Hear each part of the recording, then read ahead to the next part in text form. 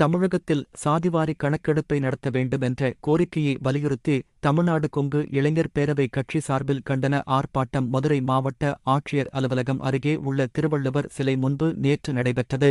இந்த ஆர்ப்பாட்டத்திற்கு முன்னால் எம்எல்ஏ தனியரசு தலைமை தாங்கினார். கருங்காலக்குடி லிங்கம் உட்பட பலர் கலந்து கொண்டு சாதிவாரி கணக்கெடுப்பை உடனே நடத்திட கோரியும் விகிதாச்சார அடிப்படையில் அரசின் வாய்ப்புகளை பகிர்ந்தளித்திட மத்திய மாநில அரசையும் வலியுறுத்தி கோஷங்களை எழுப்பினர்.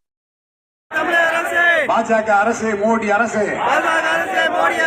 தமிழக அரசு, ஸ்டாலின் அரசு, நடத்திடு நடத்திடு சாதிவாரி கணக்கெடுப்பை உடனடியாக நடத்திடு.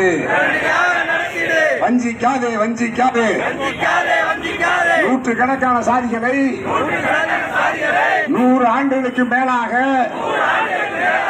கல்வியிலே, வேலை வாய்ப்பிலே இடம் பெறாமல் வஞ்சிக்கின்ற ஒன்றிய அரசை, தமிழக அரசை கண்டிக்கிறோம் கண்டிக்கிறோம்.